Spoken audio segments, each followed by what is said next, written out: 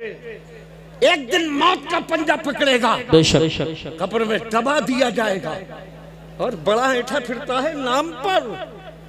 कभी सोचा ऐठ ले, अकड़ दिखा ले, लेकिन मरने के बाद दौलत ही नहीं जाती, माल ही नहीं जाता, जायदाद ही नहीं जाती, मरने के बाद सबसे पहले आदमी का नाम छिन जाता है। बेशक इंतकाल हुआ मुरादाबाद हॉस्टल में, मान लीजिए कि नाम था चुन्नू मियाँ। अब जब मुरादाबाद से लाया जा रहा है तो सुन, दिल से सुन, अक्ल को हाजिर रख कर सुन, दिमाग को बेदार रख कर सुन। कोई ये नहीं पूछता घर आकर कि चुन्नू मियाँ मुरादाबाद से आ गए या नहीं, कहते हैं कि मैयत आ गई कि नहीं। जी बेशक। सोच, मैयत आई कि नहीं आई, नाम खत्म, मैयत रह गया, घर में ले आए गए, रोना पीटना पड़ा, नहलाना शुरू हुआ। आ गए, मौलाना साहब पूछ रहे हैं दरवाजा क्यों बंद, क्या हो रहा है। लोग नहीं कहते कि चुन्नू मियाँ को नहलाया जा रहा है, कह रहे हैं कि मैयत को गुस्ल दिया जा रहा है। जी जी बेशक। नाम खत्म, कहते हैं जनाजा तैयार हो गया, कहते हैं जनाजा हिस्सा लेकर चलो, कहते हैं जनाजा कांधों से उतार कर रख दिया गया, कहते हैं मैयत को करीब लाओ, मैयत को हस्तगी के साथ कब्र में उतारो। अरे इतना आंकड़ा फिरता है, आंख बंद होते ही तेरा नाम तुझसे छीन गया। बेशक बेशक बेशक, सुभान अल्लाह है, सब कुछ भूल गया।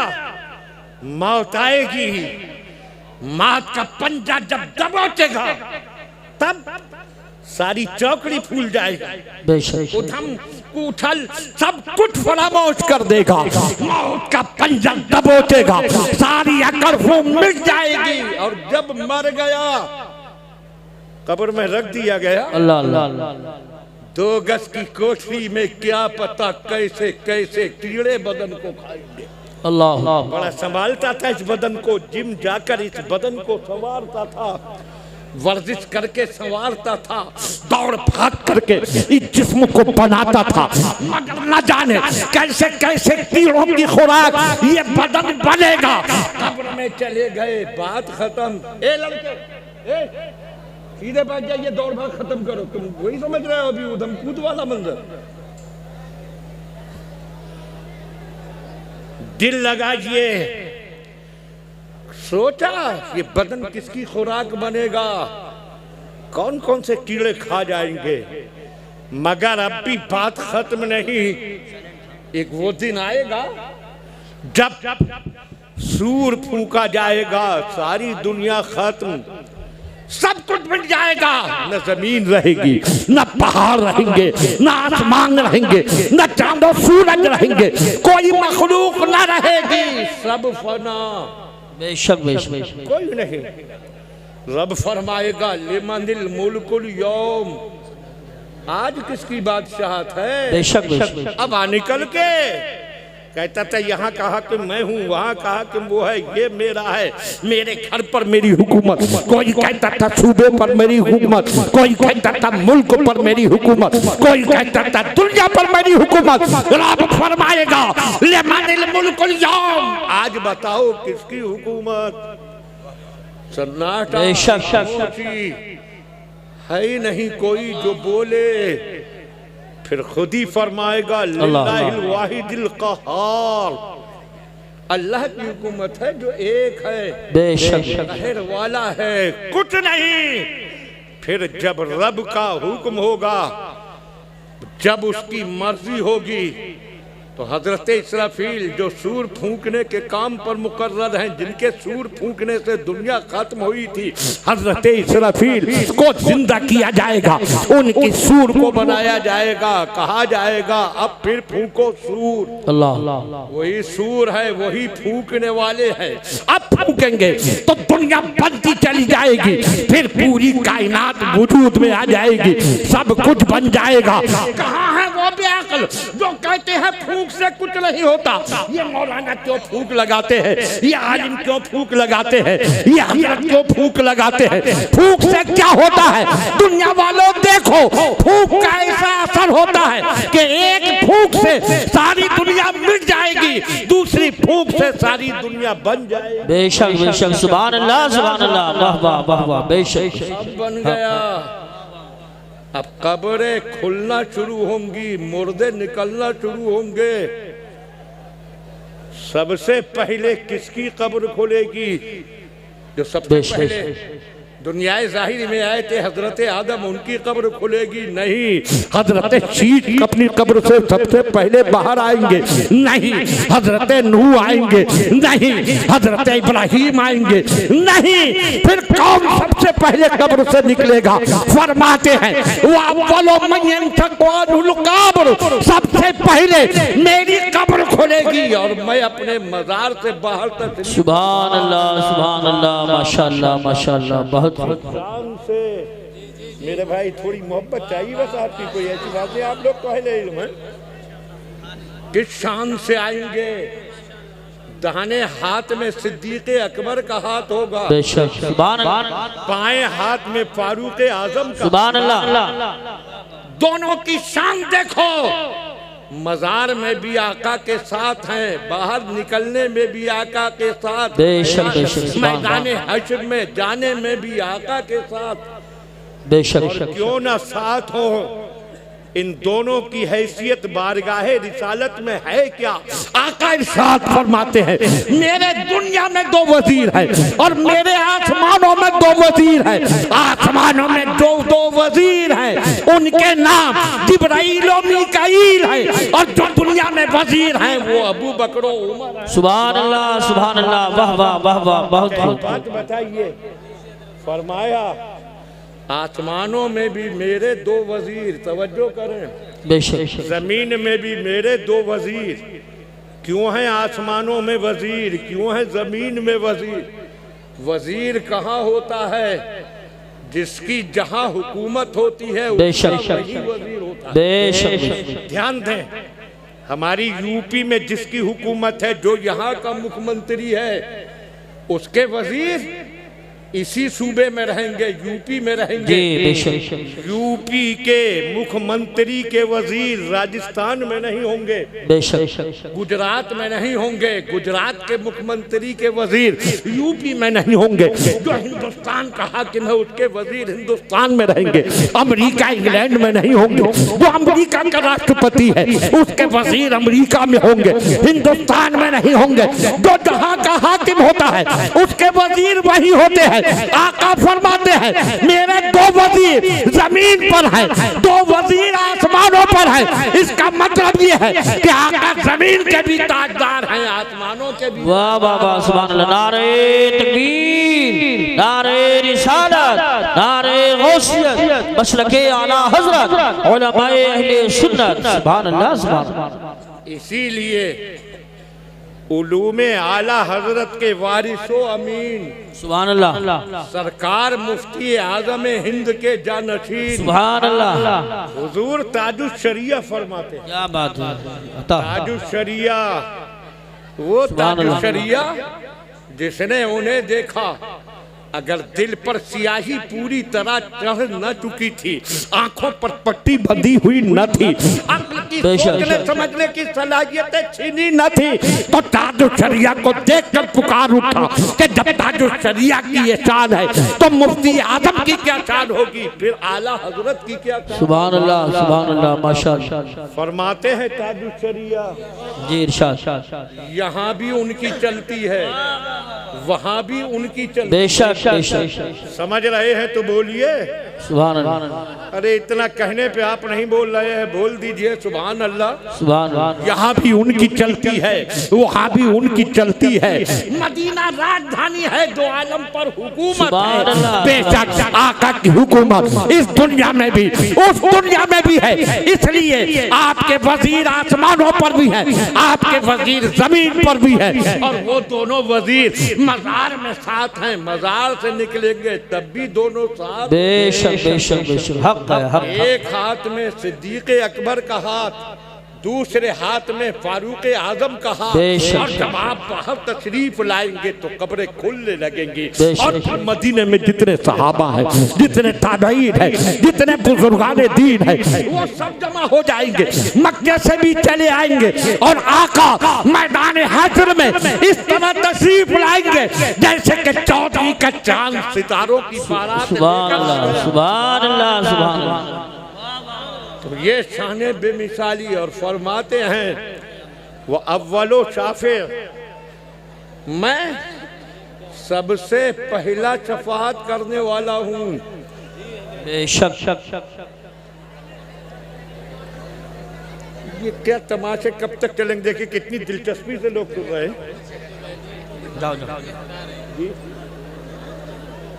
ये सब पहले करने के काम होते हैं। ध्यान इधर दीजिए, वक्त ज्यादा नहीं, थोड़ी देर ही मुझे बोलना है। और मुकम्मल इधर ध्यान रखें, इधर देखें, इधर देखें। सुभान अल्लाह, माशाअल्लाह, दिल ये खुश हो रहा है।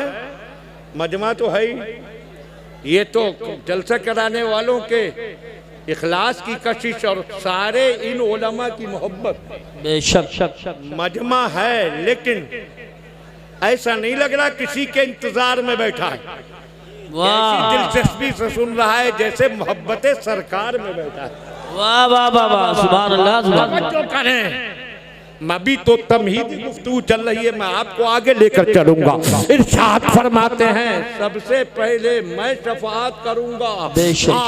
जब मैदान महशर में लोग मुसीबतों में मुब्तला होंगे, जमीन तप रही है, सूरज आग बरसा रहा है, पसीना अल्लाह की पनाह, किसी के गट्टों तक पसीना, किसी की पिल्ली तक पसीना, किसी के घुटनों तक पसीना, किसी की रानों तक पसीना, किसी के पेट तक पसीना, किसी के सीने तक पसीना, किसी की गर्दन तक पसीना, किसी की नाक तक पसीना, किसी के मुंह में ऐसा जकड़ा होगा कि जैसे मुंह में लगाम डाल दी गई। अल्लाह अकबर, अल्लाह अल्लाह। कोई पसीने में गोता खा रहा होगा, वक्त पर वक्त गुजर रहा है, सूरज तेज बढ़ती चली जा रही है, जमीन की तपिश बढ़ रही है, पसीने में इजाफा हो रहा है, लोग परेशान है, क्या हो क्या ना हो।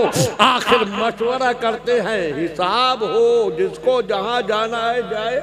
बेशक। इस मुसीबत से तो जान छूटे, रब हिसाब शुरू कर दे। मगर रब की बारगाह में कहे कौन? अब ध्यान दीजिए, सुभान अल्लाह, सुभान अल्लाह। सवाल ये होगा कि रब के दरबार में कौन जाकर कहे कि अल्लाह हिसाब शुरू करा दे। अल्लाह। जो दुनिया में चीखते हैं, ये सुन्नी कभी हजरते जमाल मियाँ का आस्ताना है, जी जी। इनके आस्ताने पर जाकर कह रहा है अल्लाह की बारगाह में मेरी इल्तिजा पेश कर दीजिए। कभी यहाँ से आगे बढ़ रहा है, इमाम अहले सुन्नत के आस्ताने पर जा रहा है, कभी साबिर पाक की चौखट पर, कभी गरीब नवाज के आस्ताने पर, कभी मखदूम सिमलानी के दरबार में, कभी शामीना के दरबार में, कभी किसी वली के दरबार में कि रब की बारगाह में मेरी इल्तिजा पेश कर दे। जो वहाबी देवबंदी कहते हैं, जो कहना है रब से डायरेक्ट कहो, क़यामत में वो भी नहीं कहेंगे कि चलो हम डायरेक्ट कहते हैं। जी जी जी, बेशक बेशक बेशक। नहीं, हिम्मत कहें कि डायरेक्ट कहेंगे। वो जो करना है करने दीजिए, उधर देखिए ही मत। हाँ,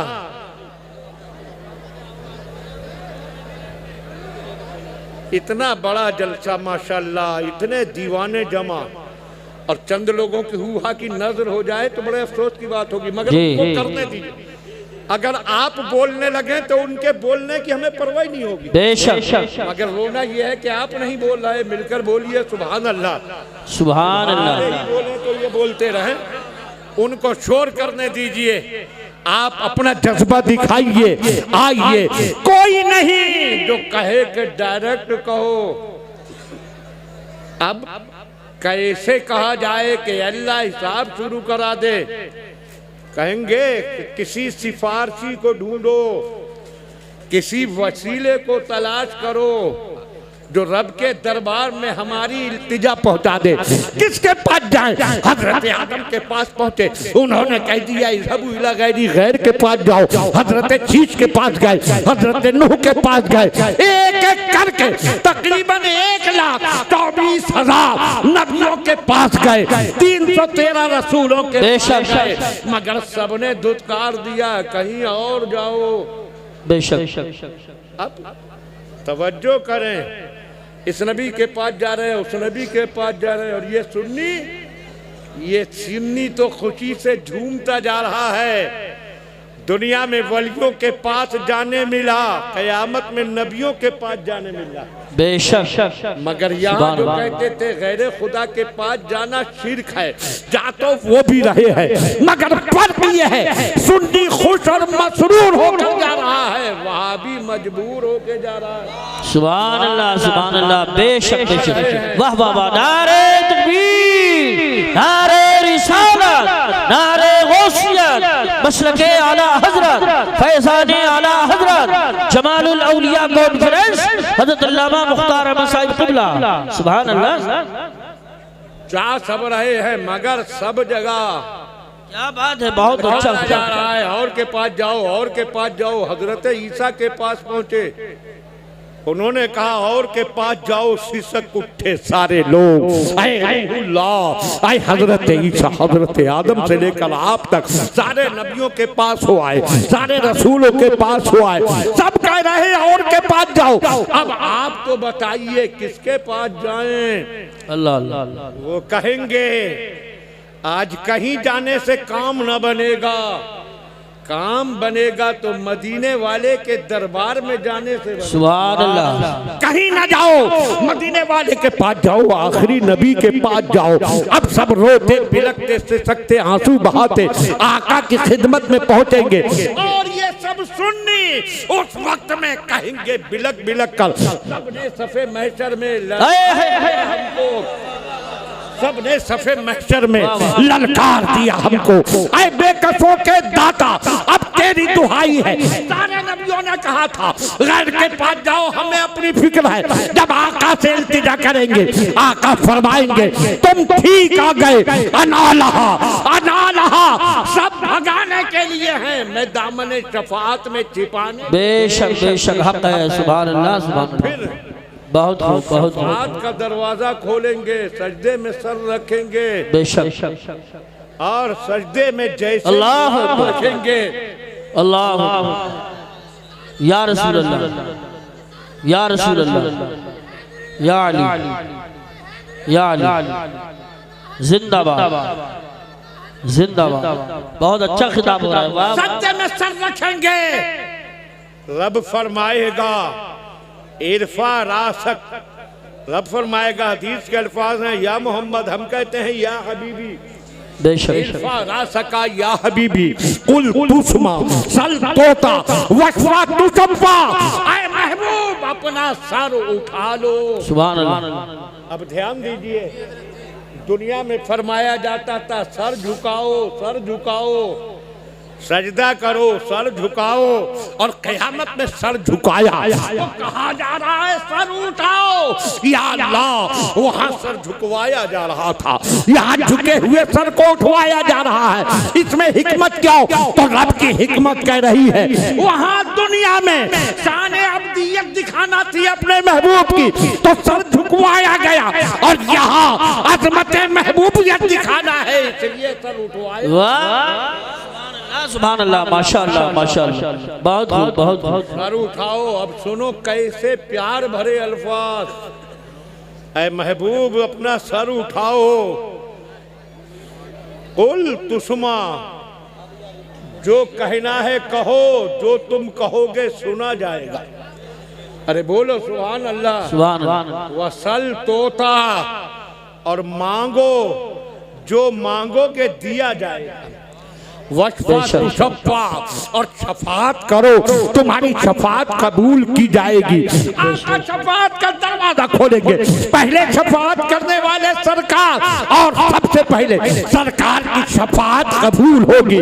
जरा सोचिए, रब्बी बेमिसाल जिसने कुरान नाजिल किया, जिस महबूब पर कुरान नाजिल किया गया, वो महबूब सारी मखलूक में बेमिसाल। बेशक बेशक सुभान अल्लाह। और कुरान की शाने बेमिसाली क्या कहिए। कुरान दुनिया में जमीनी किताबें भी हैं और आसमानी किताबें भी हैं, जगरते उनमें तब्दीली कर दी गई। आसमानों से भी किताबें नाजिल हुई, जमीन पर भी किताबें लिखी गई। एक लंबी लाइन है किताबों की, हमारी शुमार से बाहर, मगर न जमीन की किताबों में कुरान का जवाब, न आसमानी किताबों में कुरान का जवाब। सुभान अल्लाह माशाअल्लाह। मौलाना साहब इधर तवज्जो करो, थोड़ा सा साथ दें।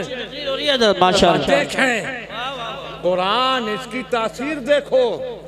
आज तुम्हारे दरमियान कुरान पढ़ा जाता है, कैसे कैसे कुर्रा कुरान पढ़ते हैं, और माशाअल्लाह सुभान अल्लाह। इस अतराब में आकर तो दिल खुश होता है। सुभान अल्लाह। जो भी कुरान पढ़ने लगता है, लगता है कि क़िरात की सारे गहराइयों को इनके सीने में महफूज कर। सुभान अल्लाह माशाअल्लाह के साथ, लेकिन तुम पर कोई असर नहीं हो रहा आज। लेकिन इस कुरान की तासीर देखो, वो देखो, मक्के का सबसे जियाला इंसान था, सबसे बहादुर इंसान, कौल का पक्का, जबान का धनी, वो हरम से नंगी तलवार लेकर निकला था कि मैं कुरान लाने वाले पैगंबर को कत्ल कर दूंगा, शहीद कर दूंगा।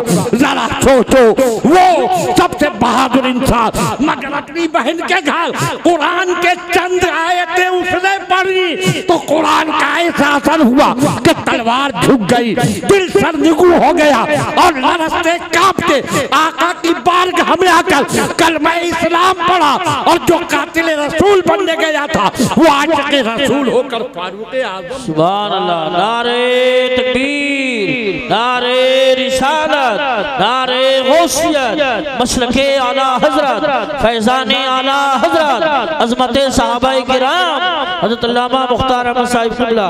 सुभान अल्लाह। कुरान की तासीर, अक्ल हैरान रह जाती है। हरम का माहौल है, मुसलमान जो गिनती के थे वो भी हाजिर, और कुफ्र के पैकार, जुल्म और सितम के मुजस्समे, सरकार के खून के प्यासे काफिर और मुशरिक भी मौजूद है। और आका ने हरम में पढ़ना शुरू कर दी हामी सजदा की आयतें। सुभान अल्लाह सुभान अल्लाह। या अल्लाह, वो हरम का नूरानी माहौल, और वो सरकार की मुकद्दस जबान, आका पढ़ रहे हैं। और जब पढ़ते पढ़ते आप पहुंचे आयते सजदा पर, जिसमें अल्लाह ने सजदा करने का हुक्म दिया है। सुनो ईमान वालों, सुनो मेरे भाइयों, आप भी सुनो और आप भी सुनो। वो मक्के के मुशरिक जो कुरान के खिलाफ अपनी सारी ताकतें झोंके हुए थे, कुरान पढ़ने के जुर्म में माज़ अल्लाह मुसलमानों को जुल्म सितम का निशाना बनाते थे, वो भी बैठे हैं। और चंद मुसलमान भी हैं, आका कुरान पढ़ रहे हैं। और जब आका ने आयते सजदा पढ़ी जिसमें रब ने सजदे का हुक्म दिया, आका फौरन सजदे में गए, सरकार गए, जितने मुसलमान थे वो सुभान अल्लाह गए। इसमें तो ताज्जुब की बात रही, मुसलमानों को तो सजदा करना ही था कि आयत सजदा पर सजदा करना वाजिब है। सरकार सजदे में गए। सुनिए और तासीर कुरान देखिए कि सरकार ने सजदा किया, सहाबा ने सजदा किया, मुसलमानों ने सजदा किया, और कुरान का ऐसा असर था कि सबके साथ सारे मुशरिकीन भी सजदे में गिर पड़े। सुभान अल्लाह। मुशरिकों ने भी सजदा किया। ये कुरान की तासीर थी। और कुरान की तासीर देखना हो तो चलो वो मंजर को देखो, वो देखो सरकार के हुक्म से जब जुल्म सितम हद से बढ़ गया तो सहाबा ने हबशा की तरफ हिजरत की थी। मुल्क हबशा, अजनबी मुल्क, अजनबी माहौल, कोई अपना नहीं, कोई जानने वाला नहीं, मगर वहाँ का बादशाह इंसाफ पसंद था। मुसलमान सरकार के हुक्म से वहाँ चले गए। मक्के वालों को पता चला मुसलमान चले गए हैं हबशा की सरजमीन पर, तो उन्होंने अपने नुमाइंदे भेजे कि जाकर मुसलमानों को वापस लाओ, ये तो हमारे जुल्म के पंजे से निकल गए। इनको मारने के लिए, इनको सताने के लिए अपनी सारी ताकतें जमा किए बैठे हैं। वो चले गए हबशा, तुम्हें वापस लाना है बादशाह से कहकर, मगर ऐसे नहीं, पहले माहौल बनाना है। ध्यान से सुनो, जितने बादशाह के वजीर थे, अमीर थे, बड़े बड़े दरबारी थे, जितने पादरी थे, सबके लिए तोहफे की शक्ल में रिश्वत भेजी। रिश्वत ये लोग गए, बादशाह के लिए भी कीमती तोहफे भेजे। ये पहले पहुंचे राजधानी में और बादशाह के एक एक वजीर से मिले, उसको रिश्वत दी। एक एक दरबारी से मिले, उसको भी तोहफे दिए। एक एक पादरी और राहिब से मिले, उनके आलिमों से मिले, उनको भी तोहफे दिए। एक एक ओहदेदार से मिले, उनको भी तोहफे दिए। और सबको बात बताई, हमारी कौम के कुछ लोग हैं कि जो हमसे बागी होकर यहाँ आ गए हैं, हम उन्हें वापस लाने के लिए आए। कल हम बादशाह के दरबार में अपनी दरख्वास्त पेश करेंगे, तुम सब हमारा साथ देना। अब उनकी जबान पर उस रिश्वत को बोलना था। उनके तोहफे उनके पास तक पहुंच गए थे। सबने वादा किया हम तुम्हारा साथ देंगे और उन सबको तुम्हारे हवाले करवाएंगे। फिर ये अगले दिन बादशाह के दरबार में पहुंचे और उसको अपने नजराने पेश किए, तोहफे पेश किए। ये मुतमईन है पूरा दरबार हमारे साथ है। की जबानें नहीं बोलेंगी, हमारी रिश्वतें बोलेंगी, हमारे तोहफे बोलेंगे, हमने जो कुछ दिया है वो बोलेगा। ये सब हमारी हिमायत करेंगे और बादशाह को भी हम तोहफे दे चुके हैं, बादशाह हमारा साथ देगा और ये सब हम हमारा साथ देकर उन मुसलमानों को हमारे हवाले करवाएंगे। हम मुसलमानों को मक्का लेकर जाएंगे, फिर उनको सताएंगे, फिर आग में डालेंगे, फिर उनकी पीठों पर कोड़े मारेंगे, फिर उन्हें प्यार से तरपाएंगे, फिर उन्हें धूप में झुलसाएंगे, फिर उन्हें फंदों पर लटकाएंगे। पूरी तरह मुतमईन है, बादशाह को तोहफे दिए, अपनी बात रखी। बेशक हमारी कौम के कुछ लोग कौम से बागी होकर यहाँ आन घुसे हैं, आप उन्हें हमारे हवाले कीजिए। पूरे दरबार ने एक जबान होकर इन सब का साथ दिया। ठीक है बादशाह सलाम, हमें दूर के लफड़े में दूसरे के लफड़े में पड़ने की जरूरत क्या, इनके हवाले कर दीजिए। इनके हवाले करके ये जाने, इनकी कौम जाने, उनके साथ जो शुरू करे। बादशाह ने कहा मगर पहले उन्हें बुलाओ। अल्लाह अल्लाह। इन्होंने कहा बुलाने की जरूरत क्या है? सारे दरबारियों ने कहा बुलाने की जरूरत नहीं, आप इनके हवाले कर दीजिए। बादशाह ने कहा सुनो, जब तक दोनों पार्टियों की बात न सुन ली जाए उस वक्त तक इंसाफ नहीं किया जाता। बेशक बेशक, सुभान अल्लाह। बुलाओ।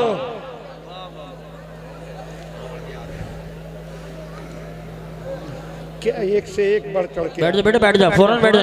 क्या कर रहे हो ये सब? सुभान अल्लाह, सुभान अल्लाह। पूरा माहौल बनाते हैं, कोई एक आधा कर देता है। हाँ अब फिर चलो, वो दरबार सजा है ऐसे ही, बादशाह तख्त पर बैठा है, वजीर, ओहदेदार, अमीर, पादरी अपनी अपनी हैसियत के मुताबिक कुर्सियों पर हैं। बादशाह ने कहा मुसलमानों को बुलाओ। सबने रोकने की कोशिश की मगर कहा नहीं, बुलाना होगा। और फिर बादशाह के कासिद गए, बुलाकर लाओ मुसलमानों को। कासिद गए और मुसलमान जहां ठहरे थे वहां पहुंचे। कहा तुम सबको शहंशाह ने बुलाया है। मुसलमानों में कुछ देर के लिए हड़कंप मच गया। पता था मक्के से एक वफ्द आया है, डेलीगेट आया है हमें वापस ले जाने के लिए। मुसलमानों ने कहा अब क्या होगा? बादशाह ने सवाल किए तो हम क्या कहेंगे? तो सब ने कहा डरते क्यों हो? मोमिन चाहे अपने घर की चार दीवारी में हो, चाहे दुश्मनों की तलवारों में हो, जब बोलता है हक को सदाकत की बात बोलता है। सुभान अल्लाह, सुभान अल्लाह। नारे तकबीर, नारे रिसालत, नारे गौसियत, मसलके आला हजरत, उलमाए अहले सुन्नत। सुभान अल्लाह। बादशाह ने उनको बुलाया, आए, इज्जत से बिठाया, कहा है मुसलमान हुए तुम्हारी कौम के लोग आए हैं, कहते हैं कि तुम अपनी कौम से बागी होकर यहाँ पर आ गए हो और यहाँ आकर तुमने पनाह ली है, तुम कौम के गद्दार हो, बागी हो, तुम क्या कहते हो? मुसलमानों ने कहा शहंशाह मोहतरम, हम अंधेरों में भटकने वाले लोग थे।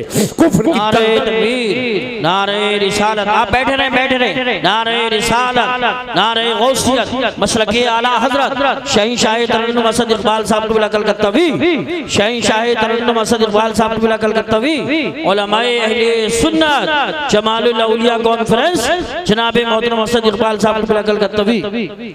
माशाल्लाह तशरीफ ले आए, आप परेशान ना हो, हजरत के बात सुनने को मिलेंगे। ऐसे ही बैठे रहे सब लोग, जो सामने भाई खड़े हैं, परेशानी हो रही है, कुछ लोगों को बैठ जाएं, दाएं बाएं वाले सब बैठ जाएं। असद इकबाल साहब आ चुके हैं। कोई भी आप में से खड़ा ना हो, ऐसे ही बैठे रहे। ये सब आपके इमाम हैं, जो कुछ ये करेंगे सब में आपकी हिस्सेदारी होगी। जी बेशक।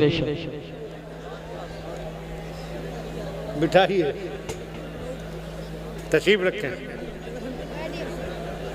बैठे। हाँ, ध्यान दें, जनाबे असद इकबाल आए, आपको इनका लहजा पढ़ने का अंदाज पसंद है?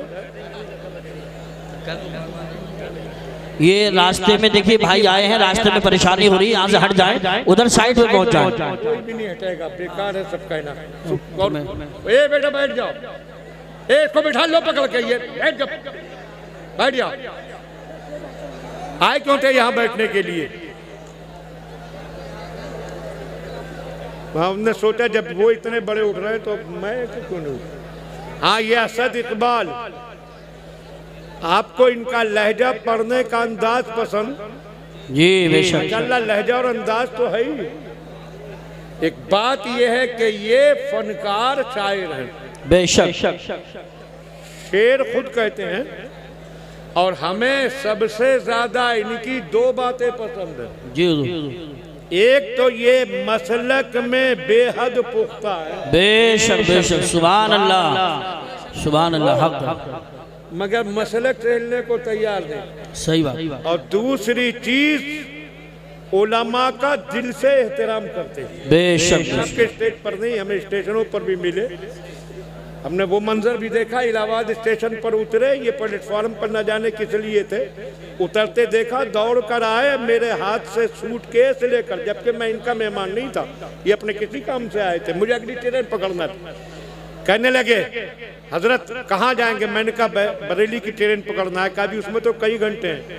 मैंने कहा वेटिंग हॉल में बैठूंगा। कहा हम मौजूद हैं तो आप यहाँ के बैठेंगे? अपने हाथ से सूटकेस उठाया, वहाँ कोई देखने वाला नहीं था कि वो हवा करेगा। उठाकर कार तक ले गए, अपनी क़यामगाह पर ले गए, मेज़बानी की, और उसके बाद पूरे एहतराम से वापस लाए और अपने हाथ से सूटकेस ट्रेन में रखकर मुझे बिठाया। सुभान अल्लाह। उलमा का एहतराम करते हैं।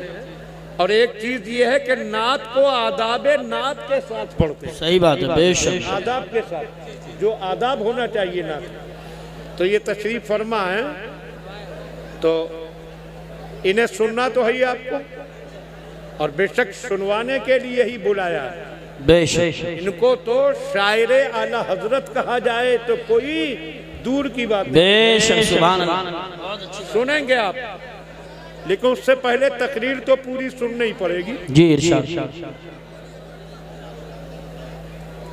तवज्जो करें और दिखाएं असद साहब को कि हम दिल से तकरीर भी सुनते हैं, हम तो आका का जिक्र सुनने आए। बेशक। मिलकर बोलिए सुभान अल्लाह, सुभान अल्लाह।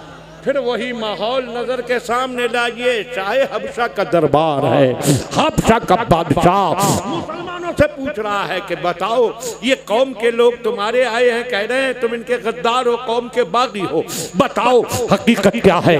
खड़े हो गए थे, कौन? हाशमी घराने के एक शहजादे। बेशक। अली मुर्तजा के सगे भाई, सरकार के चचेरे भाई हजरत जाफर बिन अबी तालिब खड़े होकर कहा, शहंशाह मोहतरम, हम लोग शिर्क की दलदल में डूबे थे, कुफ्र के अंधेरों में भटक रहे थे। दुनिया की कौन सी बुराई थी जो हम में ना हो?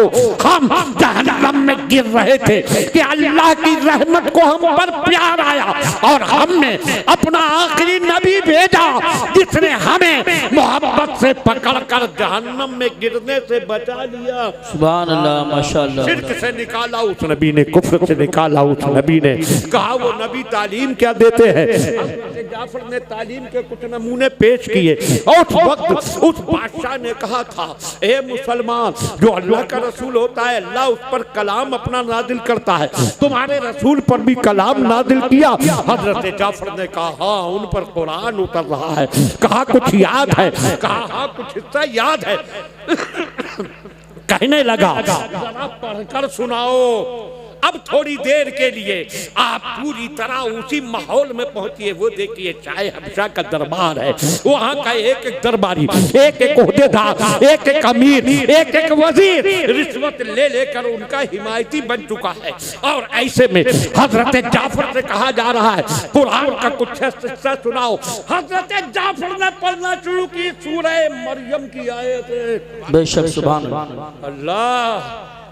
वहाँ कोई मुसलमान नहीं है उन लोगों में, जो उनके साथ आए थे बस वही हैं। बेशक, बाकी वो सब ईसाई मजहब के मानने वाले हैं। और पूरा दरबार के बड़े बड़े लोग इन काफिरों की रिश्वत खाए हुए बैठे थे। मगर जब हजरत जाफर ने कुरान पढ़ना शुरू किया है, पूरे दरबार पर सन्नाटा छाता चला गया। हजरत जाफर पढ़ते जा रहे हैं, ऐसा लग रहा है जैसे नूर की रमझम बरसात हो रही है, उजाले फैलते चले जा रहे हैं, दिलों की दुनिया बदलती चली जा रही है। और जब हजरत जाफर ने और जोश में आकर और आयत पढ़ना शुरू की है, तो वो दुश्मन, वो रिश्वत खाए हुए लोग, वो तोहफे लिए हुए लोग, वो इनसे मुसलमानों की दुश्मनी के वादे किए हुए लोग, उनकी आंखों के सूते खुल गए। बादशाह रो रहा है, सारा दरबार रो रहा है, दरबारी रो रहे हैं, अमीर रो रहे हैं, वजीर रो रहे हैं, रिश्वत खाए हुए लोग रो रहे हैं। और जब हजरत जाफर खामोश हुए तो सबके चेहरे आंसुओं से भीगे। सुभान अल्लाह, माशाअल्लाह, माशाअल्लाह। शाह हबशा ने कह दिया ये कलाम सच्चा है, से आए हुए काफिरों वापस जाओ, एक मुसलमान को भी तुम्हारे हवाले नहीं करेंगे। ये कुरान की तासीर थी, पढ़ते चले जाओ। लोग कहते हैं कुरान तलवार से फैला, कोई इस्लाम तलवार से फैला। हम कहते हैं इस्लाम तलवार से नहीं फैला, कुरान की तासीर से, नबी के किरदार पे। सुभान अल्लाह, सुभान अल्लाह, वाह वाह वाह। कुरान की तासीर थी। बताओ हजरत उमर को किस तलवार ने मुसलमान किया था, हजरत हमजा को किस तलवार ने कलमा पढ़ाया था, और मक्के के वो मजलूम और कुचले हुए लोग कौन सी तलवार देखकर मुसलमान हुए थे। उस वक्त में तलवार मुसलमानों के हाथ में न थी, दुश्मनों के हाथों में थी। मगर नबी की ज़बान से कुरान के मुकद्दस कलिमात निकलते जा रहे थे, लोगों के दिलों से शिर्क के धब्बे धुलते जा रहे थे, और कुफ्र में डूबे हुए लोग कलमा पढ़कर मुसलमान बनते थे। सुभान अल्लाह, सुभान अल्लाह, माशाअल्लाह, माशाअल्लाह। देखो ये तो कुरान की तासीर के नमूने का दिखाने का वक्त नहीं। कुरान ने बड़ी बड़ी पेशीन गोइयां भी की और फरमा दिया शुरू में ही ज़ालिकल किताबुल ला रैब फीह, इस किताब में कोई शक नहीं। अब मैं अपनी गुफ्तगू समेटकर कुरान के एक जुमले की तरफ आता हूँ, वो आप तक जरूर पहुंचाऊंगा। यही कुरान सुनो, ईमान वालों सुनो, मेरी कौम के बुजुर्गों सुनो, मेरे हमूर लोगों सुनो, जवानों सुनो, नौजवानों सुनो, ऐ धुनों पर नाचने वाले लड़कों सुनो। रब ने इरशाद फरमाया इन्ना जुंदना लहुमुल गालिबून। सुभान अल्लाह, सुभान अल्लाह। सुनो, ध्यान से सुनना। ये मायूसी में डूबे हुए लोगों, कुफ्र के जुल्म सितम का निशाना बनकर उम्मीदें छोड़ने वाले लोगों, कुरान का दावा, कुरान का ऐलान, इन्ना जुंदना लहुमुल गालिबून, जो हमारा लश्कर होगा वही हमेशा गालिब। सुभान अल्लाह, सुभान अल्लाह, माशाअल्लाह, माशाअल्लाह।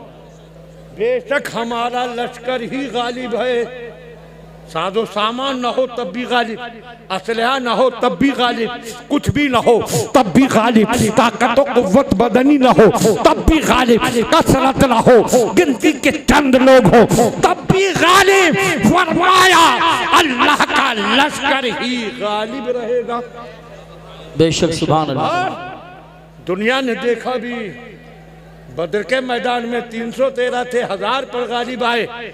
ओहद के मैदान में 700 थे, 3000 को धूल चाटने पर मजबूर कर दिया। और बढ़ते चले जाओ, अब ज्यादा वक्त नहीं, मैं आपको तारीख के और आग पलट पलट कर दिखाता कि अल्लाह के लश्कर को कैसे गलबा मिला है। मैं सिर्फ एक मंजर आपको दिखाऊंगा, वो देखो रसूल कौनैन ने मदीना मुनव्वरा से ईसाइयों के एक जुल्म की सजा देने के लिए अल्लाह का लश्कर भेजा।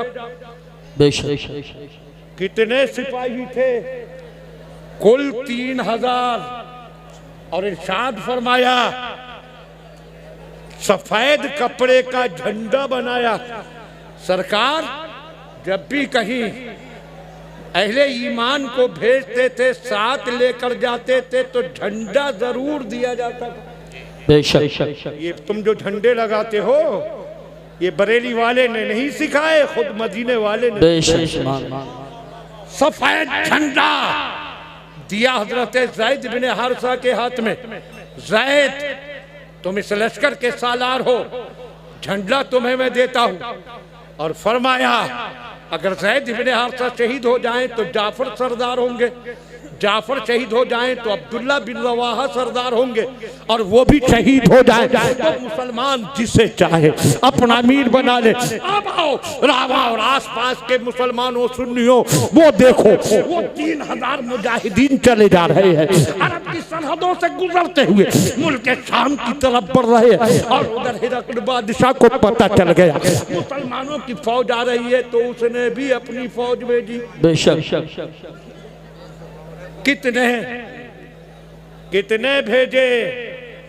1 लाख उसने भेजे। बेशक ध्यान दीजिए, 1 लाख। और आपका जहन हाजिर है तो बोलिए मुसलमान कितने चले थे? अरे जोर से बोलिए, मैं फिर अपनी तकरीर खत्म करूंगा। मेरे सवाल का जवाब दीजिए, अल्लाह के लश्कर के सिपाही कितने थे? ऊपर जो बच्चे बैठे हैं बिल्कुल शोर न करें, गुफ्तगू न करें, खामोश बैठे रहे। जाहिर हाजिर है तो मेरे सवाल का जवाब दो। ये हाई स्कूल के एग्जाम तो शुरू हो ही चुके हैं, लड़के सवाल का जवाब नहीं देंगे तो फेल ही तो होंगे। हमारी दुआ है कि अहले ईमान के जितने बच्चे भी तालीम पा रहे हैं अल्लाह सबको कामयाब फरमाए, आमीन। तो तुम भी तो कुछ इम्तिहान दो। मैंने कितने बताए थे कि सरकार ने कितने भेजे? एक को भी याद नहीं, रहने एक का भी याद नहीं। हमारे भाई भी गैर मुतवज्जो। हाँ, सरकार ने भेजे थे 3000। कितने? जवाब सब दो, कितने भेजे थे? 3000। और उधर बादशाह रूम के फौजी आ गए 1 लाख। और 1 लाख यही नहीं, जिस हाकिम ने गुस्ताखी की थी, सरकार के कासिद को शहीद किया था, उसने भी अपने आसपास के कबाइल को जमा किया। कुछ लोगों ने उनकी तादाद भी 1 लाख लिखी, कुछ ने 50,000। हम 50,000 ही मानते हैं जी। तो हिरकल के फौजी थे 1 लाख और इसके थे 50,000। तो बोलो पढ़ने वाले बच्चों, बोलो बुजुर्गों, बोलो 1 लाख और 50,000 मिलकर कितने हुए? 1.5 लाख। कितने हुए? और मुसलमान 3000। जब मुसलमान पहुंचे मान नामी जगह पर, पता चला दुश्मन की फौज मूता की धरती पर जमा हो गई है। ये मान नामी मकाम पर थे, उनके हालात देखने के लिए किसी को भेजा, उसने आकर बताया 1.5 लाख फौज है। तो सुनो ईमान वालों, सुनो। कुछ लोगों को बतकाज़ाए बशरियत घबराहट हुई थी, हम 3000, वो 1.5 लाख। एक के मुकाबले में 50 का मुकाबला होगा, 50 गुना ज्यादा है। कैसे मुकाबला करेंगे? यही रुक जाओ, सरकार के पास सारे हालात पहुंचाओ, आका के पास पैगाम भेजो, सारी कैफियत बताओ, आका हमारी मदद के लिए और मुसलमानों को भेज दे, वरना हमें वापस बुला ले। जैसे ही किसी ने कहा, हजरत अब्दुल्ला बिन रवाहा खड़े हो गए। मेरे कौम की जवानों देखो, वो भी एक जवान था। उन्होंने कहा था क्या कहते हो, हम यहाँ रुक जाए, हम वापस चले जाए? अरे किस लिए वापस जाओगे? किस लिए तुम निकले थे? तुम दौलत के लिए नहीं निकले, तुम हुकूमत के लिए नहीं निकले, तुम तो शहादत के लिए निकले हो। अगर शहादत मिल गई तो दिल की तमन्ना पूरी हो जाएगी। सुभान अल्लाह माशाअल्लाह। जाना है जाओ, मैं अकेला मुकाबला करूंगा। या अल्लाह 1.5 लाख के लिए कह रहे हैं, अकेला मुकाबला करूंगा। सबके जज्बे जोश पर आ गए, कहा कोई नहीं जाएगा। और फिर दुनिया ने वो मंजर देखा था, 3000 1.5 लाख के मुकाबले पर खड़े हो गए थे। न किसी के चेहरे पर घबराहट, न आंखों में तशवीश, न कदमों में कब कभी। 3000 खड़े हुए हैं। पूरी दुनिया की तारीख उलट डालो, कहीं भी 3000 अपने से 50 गुना ज्यादा 1.5 लाख के मुकाबले में नहीं खड़े होंगे। मगर कोई फिक्र नहीं, उनका ईमान था, रब का वादा है, इन्ना जुंदना लहुमुल गालिबून, अल्लाह की फौज ही गालिब आएगी, इसलिए फतह हमी को। सुभान अल्लाह माशाअल्लाह। 3000 का मुकाबला शुरू हुआ। ज़ैद बिन हारिसा आलम उठाए हुए थे, वो जोश शुजाअत से लड़े, दुश्मनों ने उन्हें शहीद कर दिया। हजरत जाफर इब्न अबी तालिब ने झंडा उठाया, दुश्मनों ने उन्हें भी शहीद किया। अब्दुल्ला इब्न रवाहा ने झंडा उठाया, दुश्मनों ने उन्हें शहीद किया। हजरत ज़ैद के हाथ से झंडा गिर रहा था, हजरत जाफर ने पकड़ लिया था। हजरत जाफर के हाथ से गिर रहा था, हजरत अब्दुल्ला ने पकड़ लिया था। हजरत अब्दुल्ला के हाथ से गिरा तो अब आगे के लिए सरकार ने कोई मुअय्यन नहीं किया था। वो फरमाया था जिसको मुसलमान चाहे अपना अमीर बना ले। उनके हाथ से गिरने लगा तो एक अंसारी साहबी ने लपक कर झंडे को पकड़ लिया और कहा मुसलमानों का दम न उखाड़ना, कौन है इस झंडे का हकदार? उन्होंने दौड़ाई तो सामने एक जलीलुल कद्र जवान नजर पड़ गया। जल्दी से आगे बढ़े, ये झंडा उठाना मेरा काम नहीं, ये झंडा कोई और नहीं उठाएगा, यही जवान खालिद बिन वलीद उठाएगा। सुभान अल्लाह। नारे तकबीर, नारे रिसालत, नारे गौसियत, मसलके आला हजरत, उलमाए अहले सुन्नत, जश्न दस्तारबंदी। हजरत खालिद ने कहा नहीं तुम ही पकड़ो, आप मुझसे सीनियर है, पुराने मुसलमान है, आका के सहाबी है, मैदान बद्र के मार्के में शरीक हुए। उन्होंने कहा नहीं, ये झंडा मैंने अपने लिए नहीं पकड़ा था, आपके लिए पकड़ा था। हजरत खालिद ने उस झंडे को लिया, सूरज डूबने के करीब था, मुसलमानों की सफों में इंतजार होने लगा था। 3-3 सालार शहीद हो गए थे, 1.5 लाख फौज दुश्मन की मुकाबले पर थी। मगर हजरत खालिद ने बदलते हुए माहौल को संभाला और ईमान वालों को एक जगह जमा किया। सूरज डूबा, वो अपने पड़ाव पर गए, ये अपने पड़ाव पर आए और अगले दिन आया।